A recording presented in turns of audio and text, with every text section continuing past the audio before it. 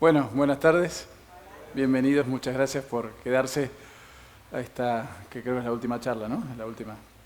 Así que la idea es compartir con ustedes una conversación sobre la escuela del futuro, ¿no? Y cómo, como decía el título, cómo podemos intentar construir la escuela del futuro ya, sin esperar a toda una serie de cosas que aparecen en el horizonte como algo muy lejano, potencial, y empezar a trabajar en ese sentido ahora. Así que no es una presentación muy formal, está estructurada como para tener una conversación, así que si alguno quiere en algún momento interrumpir, me hace algún gesto y se acabó, no hay ningún problema. Así que hace unos años, hace muchos años ya salió un artículo en la revista Time que refería, y que yo lo cuento muchas veces porque ilustra parte del problema que enfrentamos cuando hablamos de la escuela del futuro.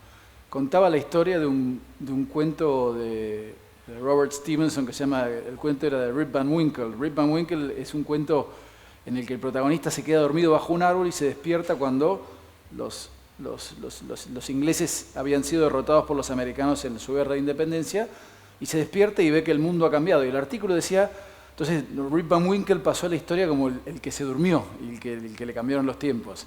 Y el artículo de la revista Time decía, ¿qué pasaría si Rip Van Winkle se despertara hoy? Entonces Rip Van Winkle iría y miraría gente conectada con aparatos metálicos y que interactúa de manera muy rara, vería en lugares de entretenimiento gente que mira pantallas gigantes, vería los autos que circulan como caballos metalizados, vería extrañas máquinas que vuelan por el aire, y estaría totalmente perdido hasta que en un momento entra a un salón y dice, esto es una escuela, pero en mi época los pizarrones eran verdes. Entonces, este cuento, que es como toda generalización tiene un grado de injusticia, de alguna manera revela la paradoja más profunda en relación a los cambios en el sistema educativo, y es que la generalización y la extensión de Internet como puerta de entrada al conocimiento humano acumulado cambió radicalmente las reglas del juego en educación.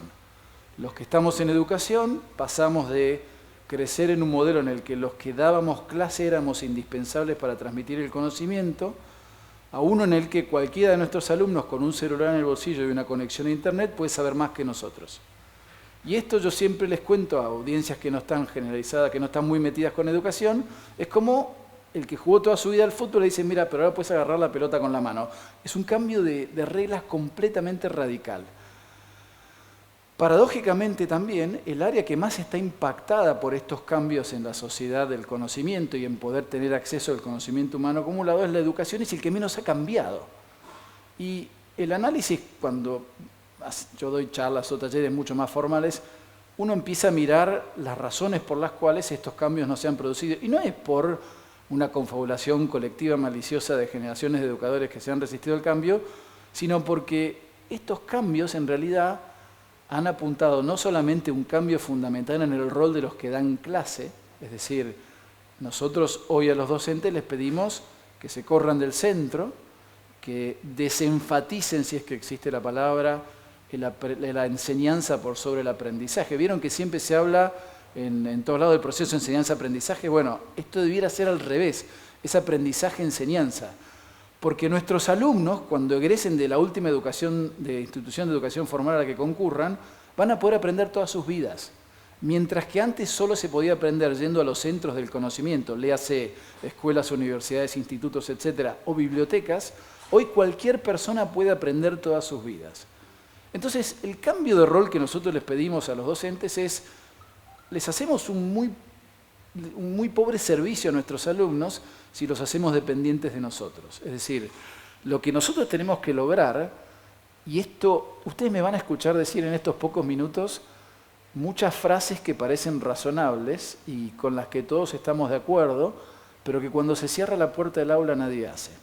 Y esta es la profunda contradicción que vemos todos los días. Es decir, si yo les digo a ustedes, tiene mucho más sentido favorecer el proceso de aprendizaje del alumno que el proceso de enseñanza del docente, todos diremos que sí, pero cuando se cierra la puerta del aula, la manifestación pedagógica dominante en todas las instituciones de todo el mundo sigue siendo el docente dando clase.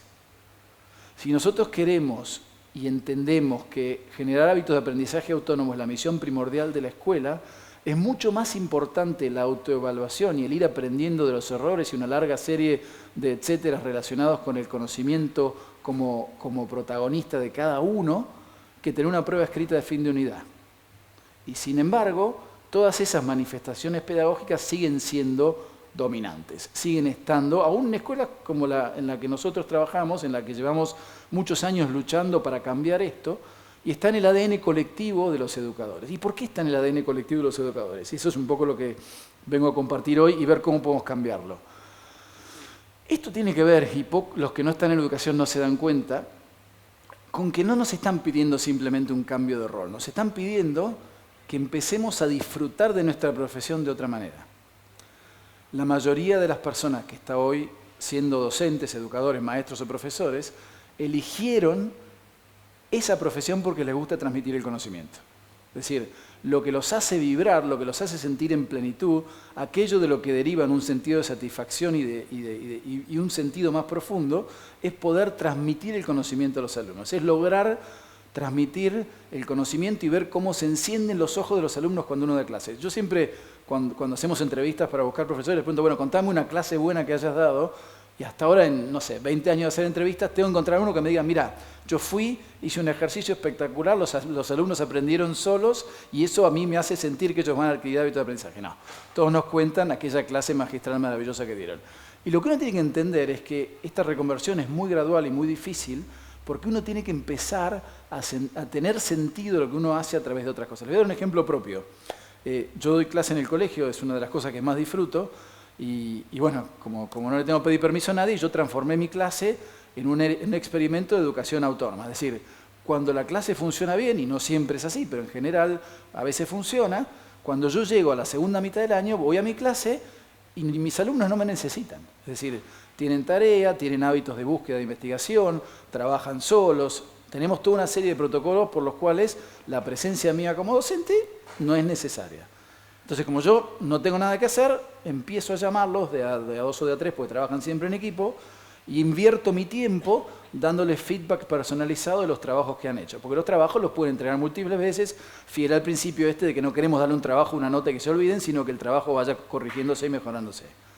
Y esto es realmente lo que mejor uno puede hacer como docente. Toda la literatura, todos los investigadores coinciden en que poder darle feedback personalizado que informe el aprendizaje es el rol principal del docente.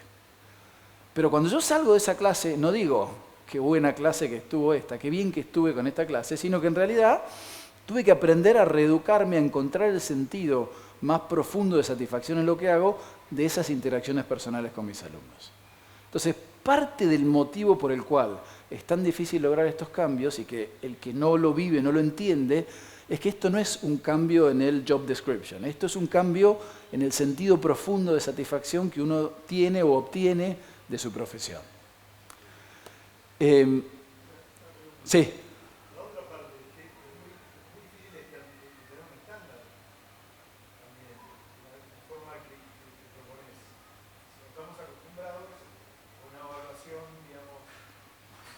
Bueno, excelente. Ahora justo vamos a hablar de eso. Mira, dos cosas en relación a eso.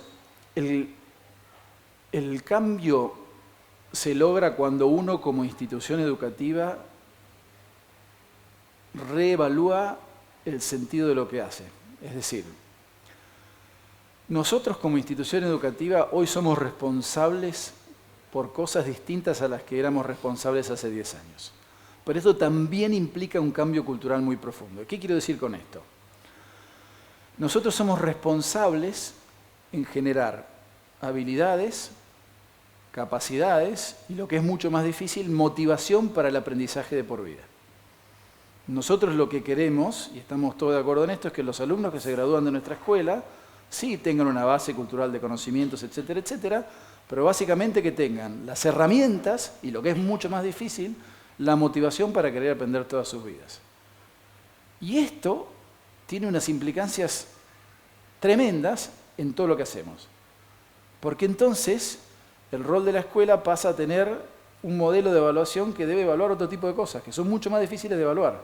Y en eso está centrada gran parte de la discusión sobre lo que es la medición de calidad educativa. Pero para darles un ejemplo muy concreto y muy real, nuestra escuela siempre se enorgulleció de sus resultados IB. Y lo seguimos haciendo, porque realmente es una medida internacional, etcétera, que es muy válida en cuanto a la autoestima y la medición de la calidad de lo que hacemos.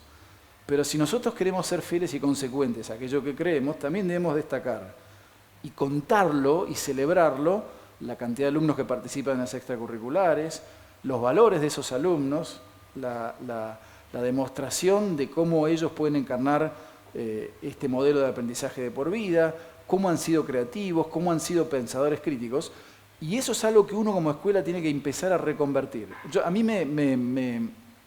aprendí dos cosas recientemente, o mejor dicho, se me materializaron dos cosas muy fuertemente. Una es, estaba viendo, recién Melina contaba unas escuelas en Estados Unidos, yo fui a visitar unas escuelas muy parecidas que se llaman High Tech High en San Diego, y pasé un día entero en una escuela cuya pedagogía está totalmente basada en la enseñanza en proyectos.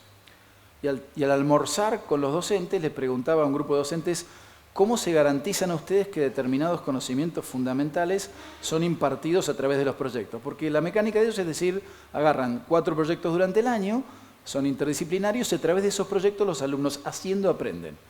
Entonces yo le preguntaba puntualmente a los de matemática, ¿cómo se garantizan, cómo se aseguran que, por ejemplo, ecuaciones simultáneas las aprenden? Y no sé si era la respuesta que tenían que dar, pero fue muy buena. Me decían, no, nosotros somos responsables de darles habilidades para la vida. Y si ellos tienen habilidades para la vida y algún contenido no lo aprendieron, lo van a poder aprender solos.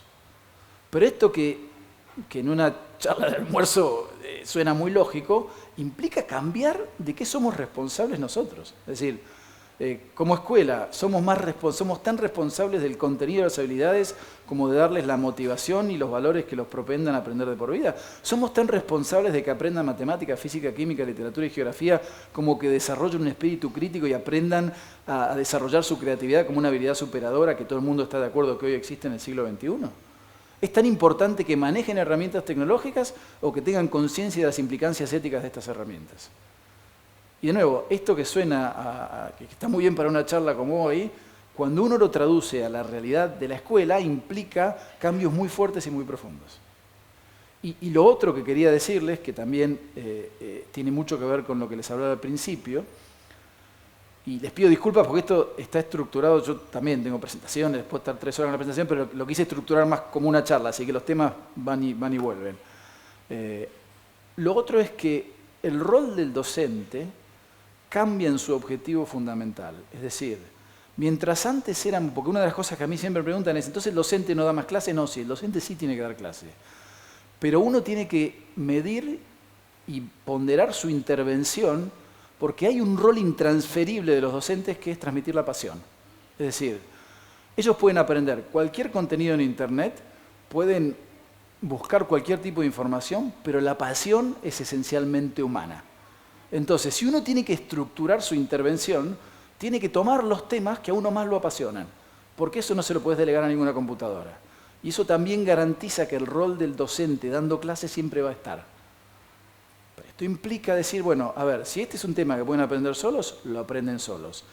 Y mi rol es ser un motivador, un facilitador, un provocador para despertar el interés, el espíritu crítico, la actividad, las pasiones. Es decir, uno tiene que ser un privilegiado catalizador de aquellos valores, emociones y habilidades de mayor profundidad.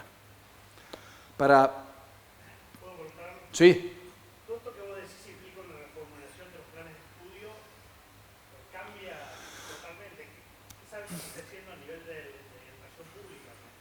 No, en la educación pública, cada país tiene problemáticas muy diferentes.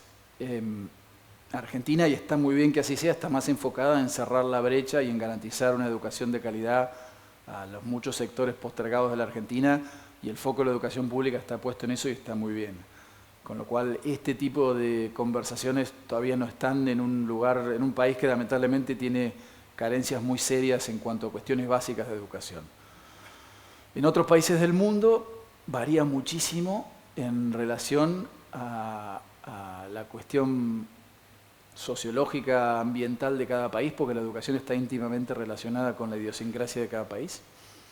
Es fascinante analizar las conversaciones y los procesos de pensamiento global en materia de educación en todo el mundo. Ustedes habrán escuchado hablar de los rankings PISA, por ejemplo. ¿Habrán escuchado hablar? La prueba PISA es una prueba que mide a nivel internacional habilidades de orden superior. Es decir, se evalúan alumnos de todos los países del mundo, de los países de la OECD y los que suscriben a esto, no de todo el mundo, en una serie de evaluaciones que miden no conocimientos duros, sino más bien habilidades de orden superior. Con lo cual, ha pasado a ser el golden standard, ¿no? El estándar de oro en materia de educación.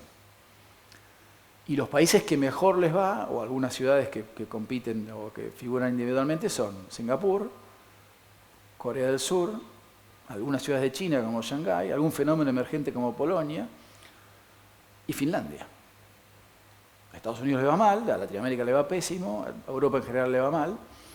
Entonces la mirada global en materia de educación pública y de políticas públicas está puesto en cómo lograron estos países estar tan altos en estos rankings, Y es fascinante porque, si ustedes miran los que yo les mencioné, son todas culturas asiáticas que tienen un nivel, y yo siempre digo, más allá de cualquier libro, la prueba ácida respecto a un sistema educativo es si uno quisiera que sus hijos estuvieran ahí. Entonces yo no mandaría a mi hijo ni a un colegio en China, ni a Corea del Sur, donde los chicos literalmente a la mañana duermen en el colegio porque se quedan hasta la medianoche en los hagwons, que son los institutos particulares, ni en Singapur, donde hay un estrés enorme. Y estas culturas orientales están desesperadas, y me consta porque yo he trabajado con gente que está muy vinculada con estos gobiernos, en emular el gen de la creatividad que no lo pueden sacar de ninguna manera. Por ejemplo, China tiene instituido desde la Edad Media el examen como vehículo de movilidad social. Es decir, no recuerdo exactamente, pero algún emperador de la Edad Media en el año 1100 o por ahí, instituyó el examen como manera de progresar socialmente. Entonces el examen está totalmente imbuido en el ADN de la cultura china. Y están desesperados por lograr emular e instalar en el sistema educativo chino la creatividad que ellos ven en Occidente. Y Occidente mira a Oriente y envidia el rigor, la metodicidad y alguna y otra serie de factores que tienen que ver con la educación, pero que inhiben otros desarrollos. Entonces, fíjense que tomando cualquier medida de evaluación, por más progresista que sea, como un estándar inflexible, nos lleva a este tipo de distorsiones de lo que es la educación. Finlandia es un fenómeno particular, pero Finlandia es un país muy exitoso en su modelo social, es decir, es un país socialista que funciona bien, donde ser gerente de banco o ser maestro de escuela da lo mismo, y tienen una larga tradición de haber hecho las cosas bien, y funciona bien el sistema educativo, y está mostrado como el ejemplo a imitar, pero en un contexto muy particular. Entonces también hay una enorme confusión. Y yendo a lo que yo quería compartir con ustedes entonces es, la realidad que enfrentamos es que estamos en un punto de inflexión, un punto de equilibrio, como lo quieran llamar, donde hay una especie de confusión global, es decir, los que trabajamos en escuelas no tenemos un modelo a seguir, escuchamos muchas campanas. Hay cosas que son indudables y de las que ahora les voy a hablar en no más de 2 minutos, les prometo, y que tienen que ver con estadios o principios o acciones que son irreversibles en el nuevo modelo. Primero, que siempre vamos a tener acceso al conocimiento humano acumulado, es decir, ese es un principio irreversible. Humano acumulado, es decir, que la vida es a libro abierto es un principio irreversible. Que la tecnología va a seguir avanzando hasta límites que invaden cada vez más la vida real también es irreversible. Lo cual implica que una de las misiones más importantes de la escuela es ayudar a nuestros alumnos a ser consumidores tecnológicos con una capacidad de discernimiento muy superior a la que actualmente tienen. Y voy a tomar un par de ejemplos con esto nada más. Hay determinados desarrollos que cuando maduren van a tener implicancias realmente muy profundas, algunas de las cuales ya estamos viviendo. Voy a mencionar 2 nada más. Uno es la realidad aumentada y los anteojos de Google. Vieron que hace unos años salieron los anteojos de Google, que básicamente es una cámara que reconoce lo que ve, está conectada a un celular y brinda información contextual. Es decir, si esta imagen del Sports Pavilion estuviera en la base de datos de Google, lo reconocería y me diría, estás en el Colegio San Andrés, Sports Pavilion, agrado tal fecha, etcétera, etcétera. Eso es una tecnología que en su momento no estaba madura, pero que va a estar madura, donde a partir de cámaras de más alta resolución, más capacidad de procesamiento, mejores algoritmos, uno va a poder reconocer en tiempo real, de manera tal que, por ejemplo, yo lo veo a Andrew, y sin que yo lo conozca antes, mi anteojo de Google reconoce la cara de él, y me puede decir a mí quién es él, sus datos de Facebook, todo lo que yo quiera. Es decir, bueno, pero esto implica que la vida virtual y la vida real empiezan a intersectarse.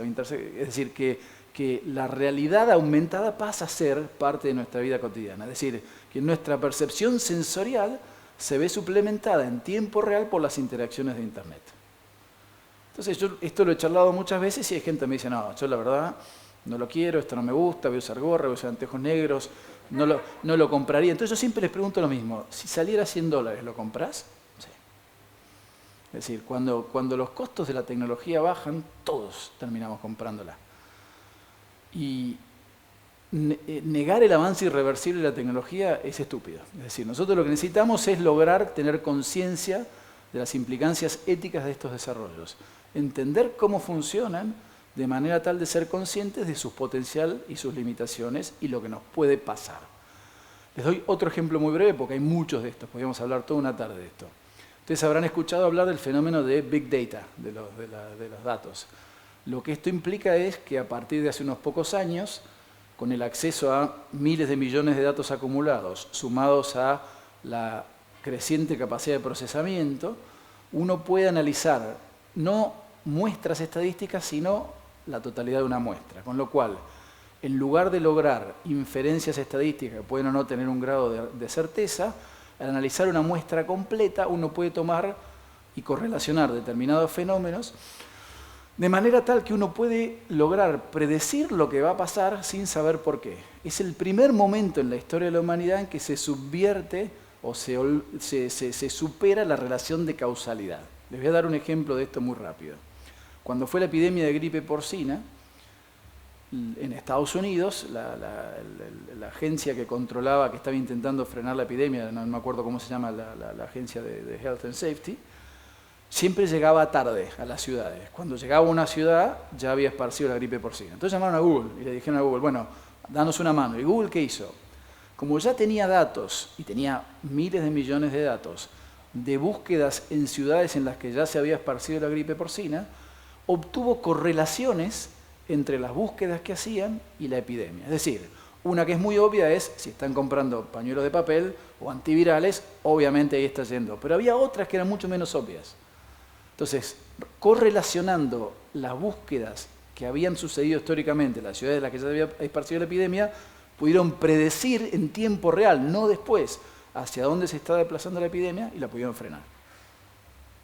Y de esos ejemplos hay muchísimos. ¿Qué significa esto de los datos? Que entonces, a medida que uno empieza a tener no una muestra, sino la totalidad de los datos, puede realizar no inferencias estadísticas, sino predicciones estadísticas que tienen una certeza del 99,99%, que no afectan al individuo, pero sí afectan al grupo. Es decir, y esto, además de que por primera vez en la historia uno va a poder predecir lo que pasa sin saber por qué, tiene implicancias éticas muy profundas, como por ejemplo que en el campo que nos toca a nosotros, que es la educación, determinados alumnos que responden a un perfil, sea de sus familias, de su etnicidad o lo que fuera, pueden dar alarmas rojas en cuanto a comportamiento o lo que fuera. Obviamente nadie va a predecir lo que da un individuo, pero sí va a decir lo que pasa en 999 de 1000 individuos, porque los datos no mienten. Y si bien existe el libre albedrío y todo lo demás, la dimensión ética, esto es muy exagerado por supuesto, pero se justifica que uno monitoree más de cerca a un alumno que responde a un perfil potencialmente problemático porque los datos lo dicen, o al hacer eso estamos generando una profecía autocumplida y lo estamos condicionando. Es decir, no hay respuesta, estos son dilemas éticos y hay muchos relacionados con la tecnología que no tienen una respuesta concluyente. Pero lo peor que podemos hacer es ignorar estos desarrollos, lo peor que podemos hacer es no mirarlos. Y después hay una serie muy larga de principios que son irreversibles, entre ellos esto de que los multimedios como medio de expresión son un camino de ida. Es decir, podrá no gustarnos que los jóvenes no lean tanto, pero la capacidad de producir y generar contenidos multimediales en imagen y sonido y video, de nuevo es un camino irreversible, porque es cada vez más sencillo. Entonces, enseñarles a nuestros alumnos, que nuestros alumnos aprendan, ¿vieron? Uno hasta tiene que, no, se lo hago a propósito siempre, pero que nuestros alumnos aprendan los multimedios como un vehículo, como un canal de expresión, es una habilidad de alfabetización. Y esto no implica que no tengan que leer, y esto no implica que no tengan que escribir, pero no podemos ignorar esta realidad. Entonces, para ya terminar, hay toda una serie de principios irreversibles, la creatividad como habilidad superadora, el pensamiento crítico, de nuevo, como una habilidad de supervivencia, el poder discernir y utilizar los buscadores de Internet con mucha mayor conciencia de la que hoy tienen, que podemos empezar a hacer en la escuela ya. Es decir, no tenemos que esperar a que venga un gobierno que nos cambie los planes de estudio o que alguien nos diga lo que tenemos que hacer.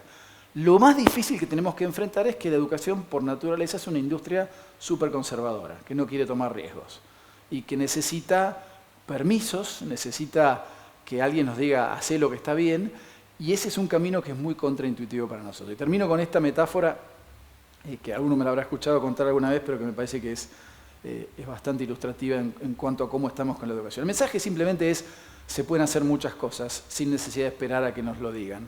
Y se puede intervenir el currículum de una manera tal que uno puede encontrar estos punteros para empezar a trabajar así. Les paso, si quieren, como dicen en la tele, un chivo. Esta semana salió un libro que yo acabo de escribir en Estados Unidos que se llama Extreme Curriculum Makeover, es decir, cómo entrar en el currículum y poder cambiarlo sin esperar a que alguien nos lo diga. Así que si alguno tiene ganas, después les doy el dato para leerlo. Yo hace muchos años trabajé haciendo programas educativos para el programa espacial, no para el programa espacial, pero para algunas organizaciones. Estuve 10 años de mi vida haciendo eso y aprendí mucho de esas historias. Y soy un apasionado también de la historia de la exploración espacial, que tiene lecciones muy profundas desde el punto de vista humano. Y una de ellas es que cuando se planteó el objetivo de explorar el espacio, el verdadero objetivo del programa espacial era ir a Marte, no ir a la Luna. Todos los pioneros querían ir a Marte porque sabían que en la Luna no había nada. La Luna era un destino que no tenía nada. La Luna es una roca que no tiene atmósfera, que es muy fría o muy calurosa según los 14 días de día y noche que tiene. Y como objetivo científico no tenía ningún valor. Pero ahí ganaron las decisiones políticas. Es decir, el mayor éxito de la historia de la humanidad fue un tremendo fracaso, porque sí, se logró cumplir con el objetivo de John Kennedy de llegar a la Luna antes del fin de la década del 60, pero por hacer eso perdieron el verdadero objetivo. Es decir, por lograr un objetivo político, inconveniente, un destino intermedio y más seguro, perdieron la única chance que tenían de capturar la imaginación del público en general. Hoy la exploración espacial es algo de lo que todo el mundo descree. En educación estamos igual. Yo siempre les digo, cuando tengo la chance de hablar con gente que está en los distintos organismos, digo, miren, el incrementalismo es enemigo de llegar a los cambios. Es decir, nosotros tenemos que cambiar el sistema educativo de una manera radical. Si queremos ir a Marte, vamos a Marte. La Luna no nos lleva a Marte. Y nosotros estamos haciendo corrección de exámenes en pantalla, estamos utilizando modelos de digitalización del currículum para tener en un PDF en la computadora lo mismo que tenemos en un libro. Hay una cantidad enorme de manifestaciones de uso de la tecnología, no para abrir aprendizaje a través de juegos, simulaciones, realidad virtual, de experimentos. Es decir, la tecnología y la escuela hoy deben ser disruptivos, porque si no nos va a pasar lo mismo. Es decir, si nosotros hoy no logramos capturar la imaginación de ustedes, el público, de las familias a las que servimos, con la promesa real de la educación distinta y disruptiva, donde la tecnología puede ser un factor, nos va a pasar lo mismo. Vamos a hacer el mayor éxito que después fue convertido en un fracaso. Así que bueno, gracias por la paciencia y buenas tardes.